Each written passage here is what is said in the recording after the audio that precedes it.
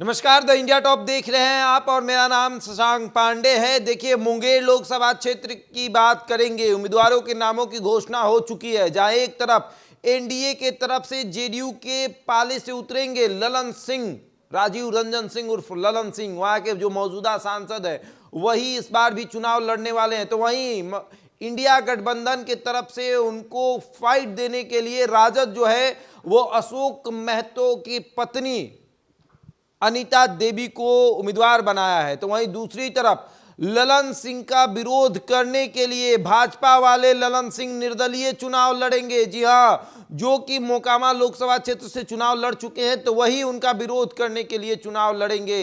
ये त्रिकोणीय फाइट में बाजी मारने के लिए तैयार बैठे हैं पीयूष प्रियदर्शी, और इसी पर हम चर्चा करेंगे कि क्या है मुंगेर लोकसभा क्षेत्र का समीकरण, किस तरीके से यह समीकरण जो है वो तैयार हो रहा है। जहां एक तरफ ललन सिंह पर फिर से एनडीए ने भरोसा जताया है, तो वहीं दूसरी तरफ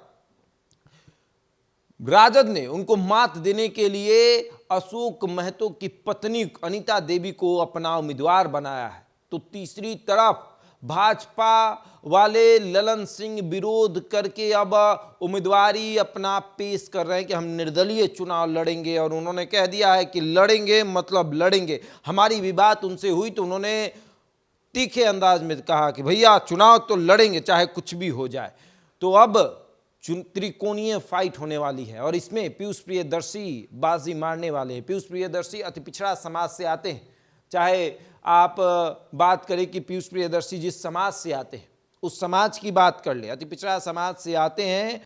और अभी मुंगेर लोकसभा क्षेत्र की बात करें तो वहां पर लड़ाई हो रही है अगड़ा बनाम पिछड़ा, और पिछड़ा अगड़ा की जो लड़ाई हो रही है। देखिए, अशोक महतो को अगड़ा समाज जो है वो वोट नहीं करने वाला है, वो वोट करेगा राजीव रंजन उर्फ ललन सिंह को। और उसमें अब भाजपा वाले ललन सिंह आ गए हैं, तो इन लोगों की लड़ाई होगी। और अशोक महतो जो हैं वो आपराधिक छवि के हैं, अपराध से जुड़ा हुआ उनका रिश्ता नाता है, तो लोग उनको भी वोट नहीं करेगा। पिछड़ा समाज के लोग, जो पढ़े लिखे लोग हैं, वो उनको वोट नहीं करेंगे। तो ऐसे में पीयूष प्रियदर्शी पढ़े लिखे हैं, पढ़े लिखे समाज से आते हैं, और एक मतलब उनकी एक अलग छवि है। वो जाते हैं, लोगों में बैठते हैं, तो लोगों को ये ऐसा लगता है कि एक पढ़ा लिखा नौजवान लड़का जो है हमारे बीच आया है, बातचीत कर रहा है। उनके बातचीत में एक ऐसी राजनीति झलकती है जो लगता है मुंगेर लोकसभा क्षेत्र के लोगों को कि विकास होगा, संभव है विकास। ना अशोक महतो विकास करेंगे, ना ललन सिंह विकास करेंगे, विकास पीयूष प्रियदर्शी करेंगे। तो ये त्रिकोणीय जो फाइट है उसमें पीयूष प्रियदर्शी जो है वो आपको बाजी मार जाएंगे। अब देखिए, जिस समाज से पीयूष प्रियदर्शी आते हैं, धानुक समाज, अति पिछड़ा समाज है। अब चाहे आप बात करें जो भी वहाँ और समाज है, कहार समाज हो या फिर तत्वा ताती समाज हो, ये सब अति पिछड़ा समाज है, और वहाँ पर इनकी संख्या अच्छी खासी है, निर्णायक भूमिका में है इनकी संख्या। यही तय करते हैं कि किसको जिताना है।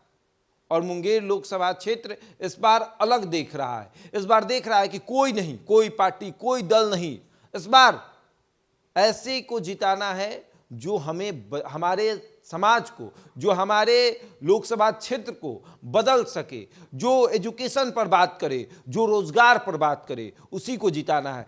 अशोक महतो के साथ पिछड़ा समाज तो जा रहा है, लेकिन वो एक समय के लिए रुक जा रहा है ये सोचकर कि अशोक महतो की छवि जो है वो आपराधिक छवि है, तो हम कैसे उनको वोट करें। क्योंकि मुंगेर लोकसभा में पिछड़ा बनाम अगड़ा की लड़ाई है। ललन सिंह भूमिहार और अशोक महतो जो है वो आपको पिछड़ा समाज से आते हैं, और उनकी लड़ाई भूमिहारों से रही, तो भूमिहार उनको वोट देंगे नहीं। भूमिहार अब मजबूरी में राजीव रंजन उर्फ ललन सिंह को वोट देंगे, लेकिन उस वोट को काटने के लिए भाजपा वाले ललन सिंह मैदान में उतर गए हैं। तो इन लोगों की लड़ाई हो जाएगी, और जब इन लोगों की लड़ाई होगी तो अशोक महतो को पिछड़ा समाज वोट करेगा मजबूरी में, लेकिन पढ़ा लिखा समाज जो है, पढ़े लिखे जो लोग हैं उस समाज में, जो पढ़े लिखे लड़के हैं, उनके लिए ऑप्शन खुला रहेगा पीयूष प्रियदर्शी का। वो पीयूष प्रियदर्शी की तरफ भागेंगे, वो उनको वोट करेंगे। और ये समीकरण बहुत मतलब